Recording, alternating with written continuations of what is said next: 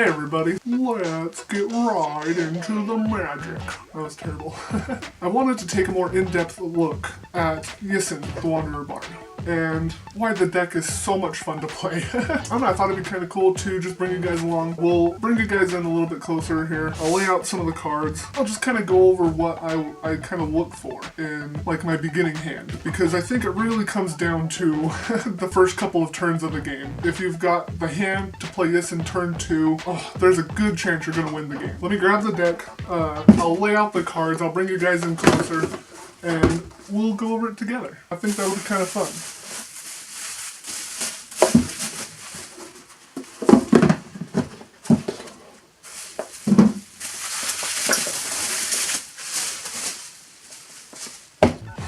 What? This entire deck revolves around Yisan. It's all built to exploit Yisan's ability. With this deck, I like to cast Yisan turn 2. That's what I look for in an opening hand. This entire deck is built to win, so everything is built around Yisan, casting him as fast as possible and winning turn 4, 5, or 6.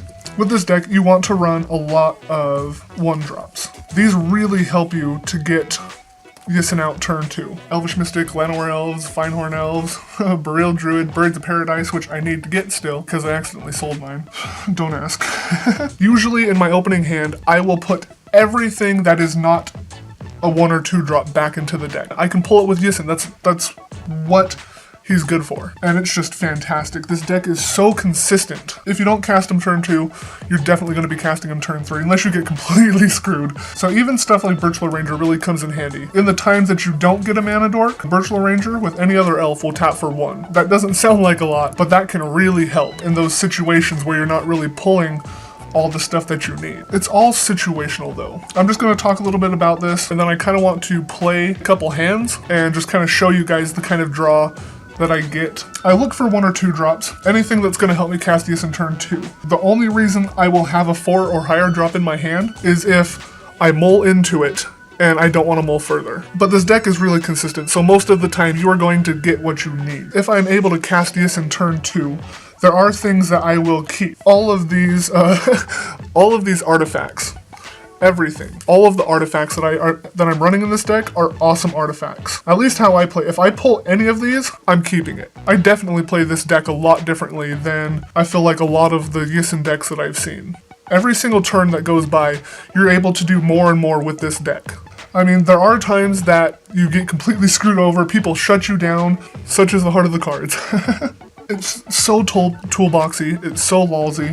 It can snowball really quickly. There are so many cards that you can search for with Yisan, and they all just play off of each other. Let's go ahead and bring you in a little bit closer. Just kind of do a little playthrough for you guys. Kind of show you what I'm drawing, kind of how I play the game, what I put back. We're just going to assume that there are no responses, okay? Just kind of go to see how far we can get, see how fast we can win the game. Let's see what we can do. Alright guys, I shuffled the deck. If you don't believe me, I guess that's too bad for you. Cut, tap, I'm hearing cut. Let's go ahead. I'll try and just cut it as randomly as possible. I'll do that. Make sure you guys don't think I stacked the deck or anything, because it's going to be interesting to see what we get. Are you guys ready? Let's go ahead and grab 7. Put those right back there. Let's check it out. Ooh, I can already tell this is going to be good. I saw a Llanowar Elf. We're looking pretty good. This is a good hand. However, I just don't want them. I can pull them from the deck later. They're no use to me in my hand right now. The goal is to cast 2 creatures. One that's going to help me cast Yisan, and then Yisan. Sylvan Safekeeper is one that I would pull from the deck with Yisan. Do we want to keep Sylvan Safekeeper though? Yeah.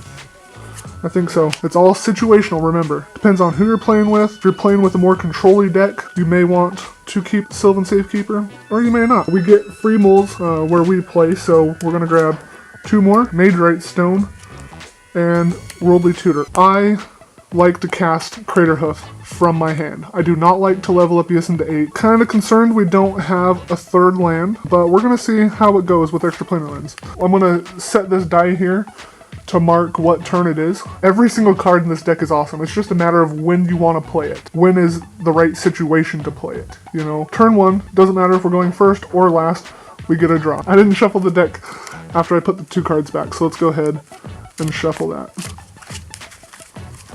Did I tell you guys I freaking hate shuffling these decks? I have huge hands, but I hate shuffling EDH decks. It's like 10 cards too much. Alright, are you guys satisfied with that? Here, we'll go ahead and cut for you. But, you know. Turn 1, what do we get? Oh, Heritage Druid. Turn 1 plays are, of course, we want to play Yisan turn 2. That's how we're going to get there. So let's go to turn 2, take our draw. Oh my gosh, Craterhoof. Alright, so that Worldly Tutor is going to be used for something else. Probably mana. Priest of Titania or something. Right there, turn 2. 3. Yisan. Already off to a fantastic start. Let's go ahead and go on to our third turn. Turn 3 right now. Oh my gosh. Not exactly what I wanted to see. I would have liked another land. We're just getting all the crazy pieces right now. This is ridiculous. So turn 3. We have a lot of options. So let's go ahead and pay 3. We'll put a single counter on Yisan, and we'll search for a 1/1. We don't really have the mana to untap. We've got a lot of good stuff in our hand, so I think at this point we just need some more mana. So let's go ahead and grab, I think, a mana dork. Fine Horn Elves. Finhorn Elves? Behind Horn Elves, whatever you want to call it. We're not doing too good. Like, we've got a lot of really good stuff, but we're kind of slow. We can't really do much at this point, so let's go ahead and go to turn 4. Let's go ahead and draw for turn. Wirewood Symbiote. See, I would have liked lands. Lands would have been good. What do we want to do? Let's go ahead. Heritage Druid. We'll put this down here. I think we're going to go 1, 2, 3. Using Heritage Druid's ability, we'll get 3 mana. Let's put another verse counter on Yisan. Let's go ahead and grab a... I'm thinking Priest of Titania at this point. Would you guys like to cut? Tap.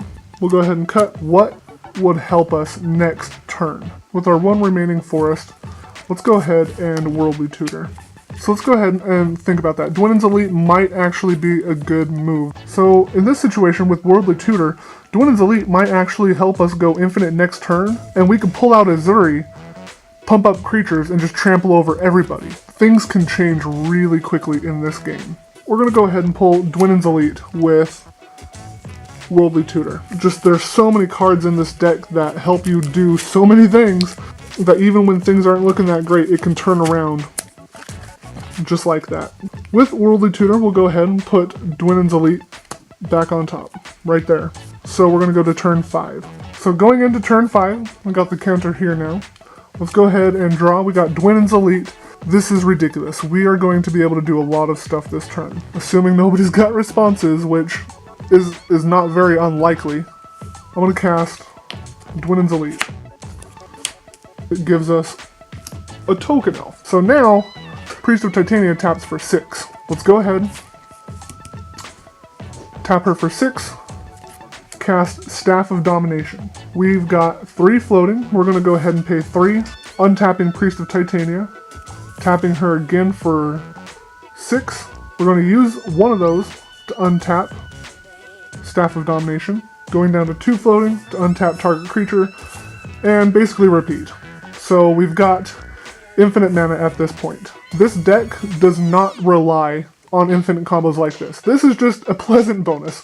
A nice little peachy screw you to all of your opponents. In this situation, it definitely helped because we were getting kind of mana screwed, so we weren't able to pump Yisan up as fast as possible. This deck can win many different ways. This deck does not have a single way of winning. We're in infinite range, we've got as much mana as we can possibly need, so we're just going to start dropping stuff. Wirewood Symbiote, Sylvan Safekeeper, where we'll drop Magerite Stone. Sorry for the glare, this one's Sylvan Safekeeper. And to remind you, we do have Craterhoof in our hand. At this point, basically what we can do, we've got infinite mana, we can do all the stuff. If it looked like to me no one really had responses, I would just level up Yisan to level 3 and grab Azuri, Renegade Leader, who was actually my previous commander. Here's Azuri. We'll put him over here. We cast Azuri. Let's go ahead and untap Yisan because we want to use him to attack. We'll go ahead and Craterhoof just for gits and shiggles. Here, we'll put Craterhoof down here. Use Azuri's ability a million times. And at this point, we would just go through and trample over everybody and kill everybody. This deck is just fantastic. I absolutely love it. Things can turn on a dime. It's so toolboxy, it's so lolsy. I mean, this is not going to happen every time. Don't get me wrong. There will be times where you just get completely screwed. People will shut you down. You won't get the draws that you need. Of course, this was just one instance of this deck being awesome. Though almost every time I play the deck, it's awesome. This deck is just so consistent. You gotta build a Yisan deck. Shuffling is the worst part of EDH. I freaking hate these decks and shuffling them. I freaking hate shuffling EDH decks. I swear it's the worst. I've got huge hands, but I still have such troubles shuffling it. It's freaking ridiculous. Alright, is that good enough, guys? Let's go ahead and cut it. Oh, we got our deck shuffled. Let's go ahead and draw. 2, 3, 4, 5, 6, 7. Alright, this is not as good of a hand as the last one. With this one, I don't want Rex Sage, I don't want Genwave, I don't want Beastmaster Ascension, and I don't really want Devoted Druid. But, given what we have, this may be a good card to keep. What should we do, guys? Should we throw it back? I think we need to throw it back. We may regret this. Let's see what we get. We're going back 4. Oh, alright, it pays off. It pays off. 1, 2, ooh. I don't want to see that card. Oh my gosh, okay. 1, 2, 3, 4, 5, 6, one more. 7. Wirewood Channeler. I think we're going to throw Beast of Burden back. So normally I really don't want anything higher than a 1 or 2 drop in my opening hand. Because we have all of these 1 drops that tap for mana, it may be advantageous to keep Wirewood Channeler just because we've only got 2 lands. I think we're going to go ahead and keep Wirewood Channeler. Like I said, it's situational. It really depends on what your hand is, what you have in it. And we're going to keep 6. We don't mull anymore. We just stay at 6 at that point because we already got a free mull. Let's go ahead and go into our turn 1. Draw for turn and a land. That's very good. So starting off, Llanowar Elf. Let's go to our turn 2. Elvish Guidance. We'll drop Arbor Elf, Heritage Druid. 1, 2, 3, using Heritage Druid's ability. Turn 2, Yisan. Starting out really well. Let's go ahead and go to our turn 3. The first couple of turns are crucial to getting Yisan out because turn 3, 4, 5, that's when you're setting up for the win. Almost every single time. Soul Ring, I mean, this is crazy. This is fantastic right now. So we'll go ahead and cast Soul Ring. Let's see here. 1, 2, 3. We'll go Elvish Guidance. This now taps for 3, and we'll level up Yisan. Put 1 counter on Yisan. We're going to put Kyrian Ranger on the field. Using Kyrian Ranger's ability, we're going to bring a forest back to our hand, untapping Yisan. So we'll do 1, 2, 3 for 3 mana. We untapped Yisan. We're going to go ahead and put another counter on him. Oh, what, Gertrude? Do you want to be in the video? No. Searching for another creature with converted mana cost 2. I know exactly what I'm going to get. I want Scribe Ranger. There it is. Oh, hi. Hi, Gertrude. Okay. Come on. She just wants some pets. Scribe Ranger. Using his ability, I'm going to remove a forest, untapping target creature. Oh, sorry. Let me bring this back. Turn 3.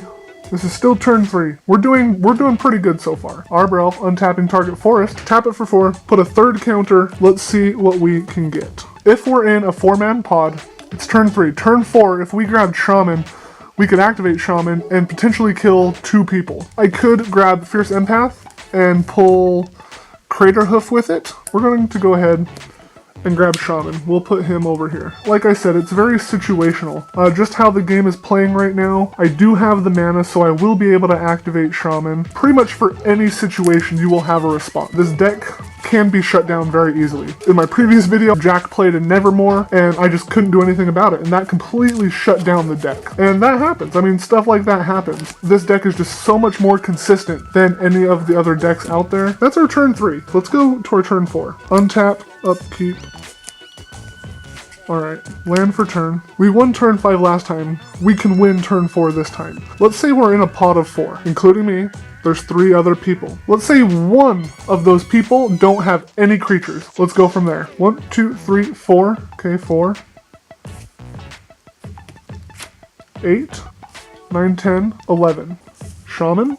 Each player's life total becomes the number of creatures he or she controls. Activate this ability only if creatures you control have total power 8 or greater, which we do. Our life total goes down to 7. Say we kill one of those people. Say they don't have any creatures at all. Let's say the other 2 people have 1 creature each. Their life total goes down to 1. Mine goes down to 7. We're going to attack each of them for 2, and we'll attack one of them with Commander. Again, assuming they don't have responses, they're not able to cast anything. This isn't going to happen every time. This may not be the case. There are just so many different possibilities. I'm just going off of the average, who I normally play with, just the decks that are in the EDH group at FNM, you know. Turn 4, most decks aren't going to have this many creatures out. I think that'll be it for the playthroughs. I know you guys are down there being like, oh my gosh, are you done yet? I hope you guys like this. It's kind of interesting. I like to see other players' play styles. I like to see what they're playing. I thought it would be kind of interesting to just kind of show you guys a bit of a closer look at kind of how I play the deck and just how awesome it is and how much fun it is. I would highly recommend building a deck like this. EDH is, in my opinion, the best Magic format. Like, the cards, it doesn't even matter what set it's from. As long as it's not banned, freaking play it. Let me know what you guys think down below about this deck. Maybe if you guys are looking at getting into another commander, look at Yisan. Monocolor is where it's at. Take it for a whirl, see how it feels. Anyway, guys, I hope you guys liked this little video. It was definitely fun to make. It just kind of shows off the deck. Shows what it's capable of and how much fun it is. It's just awesome. The deck is just so much fun. For those of you that are playing Yisan, maybe it'll give you some ideas on different ways to play it. And here in his natural habitat, we see Mobius Phallus Rockius.